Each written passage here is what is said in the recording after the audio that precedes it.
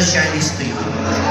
Tama na, sobra na, kinuha niyo ang aming ama.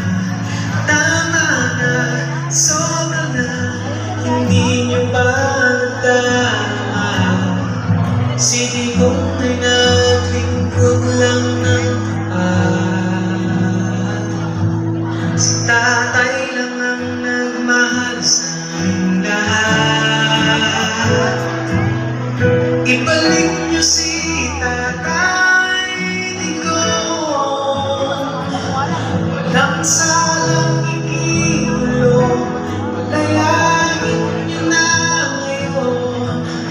Ibalik niyo si tatay Digong, kasayin ay nakataya, kapayapaan ng bansa. Ibalik niyo si tatay Digong, ibalik niyo si tatay Digong. Tama na, sobra na, tinama lang niya ang mali. Tama na, sobra na, buong bansa inaapi. Si Digong ay naglingkod lang ng tapat. Si tatay lang ang nagmahal sa aming lahat.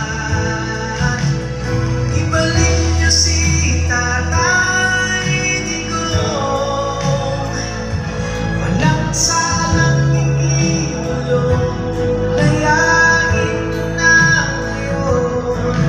Ibalik niyo si tatay Digong, kasarin ay nakataya, kapayapaan ng bansa. Ibalik niyo si tatay Digong, ibalik niyo si tatay Digong. Nakalimot na ang bayan, lalo niyo pang sinasaktan.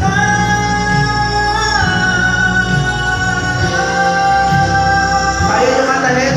Ibalik niyo si tatay Digong, walang salang ikiulong, palayain niyo na ngayon.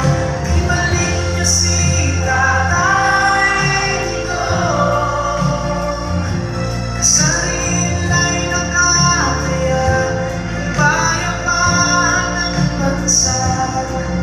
Ibalik niyo si tatay Digong, ibalik niyo si tatay Digong, ibalik niyo si tatay Digong, ibalik niyo si tatay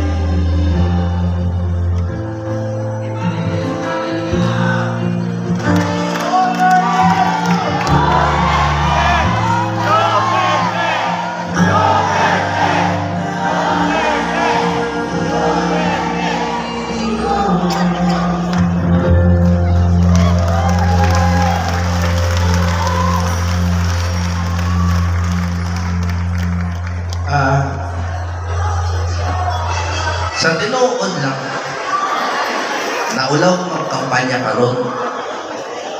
Kay perting taasan na mo sa survey. Una-una nag-top 13 ko.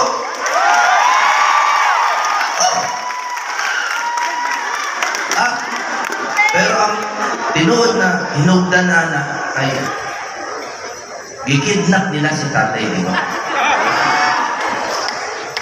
May nagtanong sa akin, sino ba ang campaign manager nyo? Bakit ang taas nyo sa survey? Sabi ko, si BBM.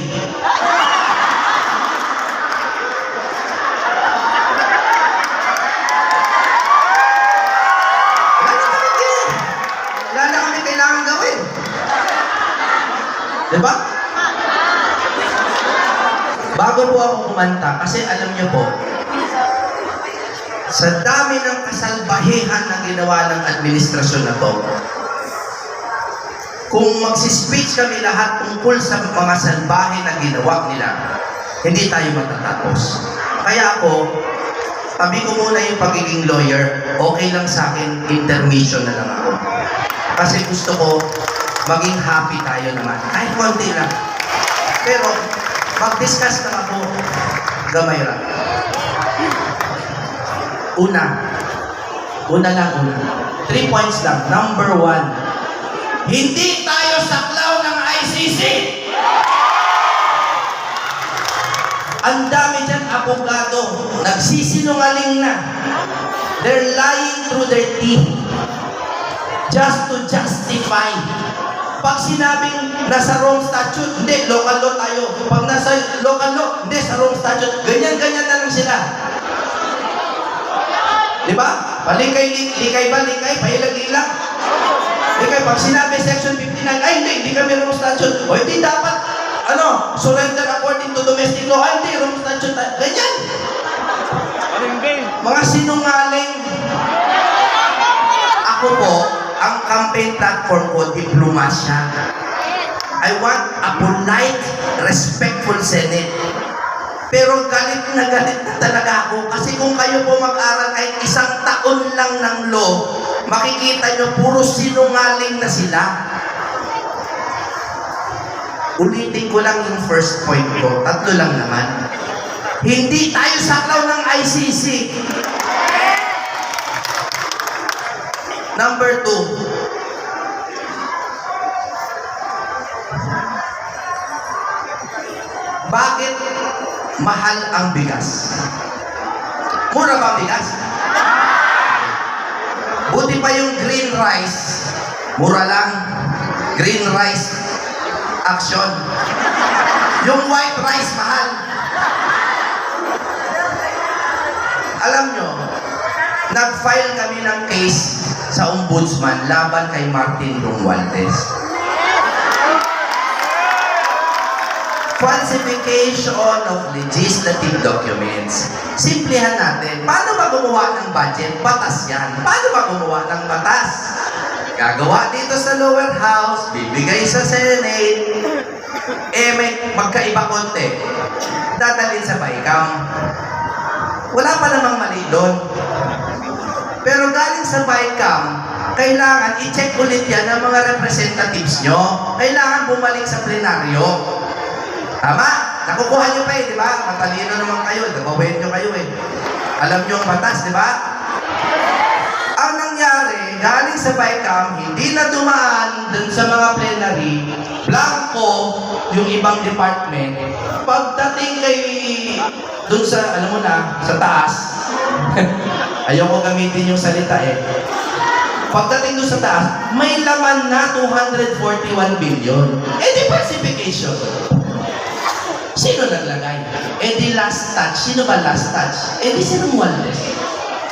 Di falsification. Tama? So, ano connection nito sa bigas? Hulaan nyo kung ano yung 2 department na pinaglaruan yung budget. 0, biglang 241, may mga backdoor deals, ganyan. Hulaan nyo kung hula kayo ng department. Agriculture, tama. Agriculture. Isa pa, hula pa kayo, isa pa. Health, hindi. Irrigation. NIA. So, di ba walang nakapansin? Sino ba pumapansin? Kasi ang tao, iniisip ko minsan, agriculture, palay-palay lang yan. Irrigation, tubig-tubig lang yan. Sige. So, binablanko-blanko, mamaya may laman na 241 billion, pero hindi mo alam kung sino na yung may kausap sila doon. So, ito tanong ko, paano magmumurang bigas? Kung hindi natin nilalagyan ng tamang budget, according to proper consultation with the farmers, paano magmumura? Pinaglalaroan natin. Naintindihan nyo? Lahat po ng tao, lahat po kami anti-corruption. Pati yung kabila, anti-corruption kuno. Pero may nagtuturo ba ng mechanism of corruption kung paano ninanakaw sa bulsa nyo? Nakikita nyo na lang nakaayuda na. Saan galing? Kaya, it brings me to my third point. Sorry, humaba konti. Third point. Kailangan PDP laban straight. Bakit? Paano ba mag-impeach? Sa baba, majority. Akyat. Ano sa taas? 2/3. Ano 2/3 ng 24 senators? 16. Ano natira? 1/3. Ilan ng 1/3? 8. So yung 8, dagdagan mo isa, wala nang impeachment. Tama? Ilan ba yung PDP laban straight originally? Di ba 9? May tukmata pa. 10. Tama? Kaya, ang boto sa PDP laban straight ay boto laban sa impeachment.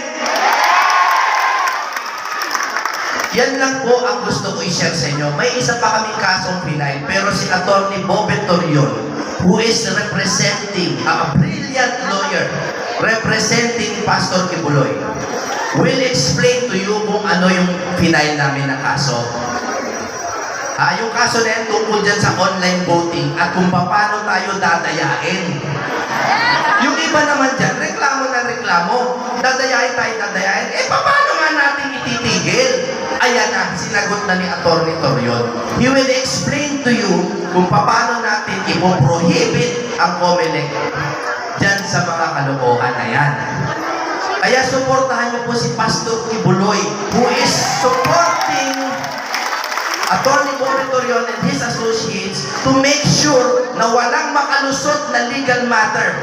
Si Atty. Torion hindi na ho natutulog. Tuwing merong, may kaso filean mo. Okay. Ganyan. Hindi, totoo. Totoo. Siguro ho, kung naniningil siya, bilyonaryo na siya. Pero hindi po niya sinisingil. Dahil po, sinusuportahan naman siya ni Pastor Kibuloy. Do you understand why this is important? O, di ba, hindi na magandang kumanta pa ako?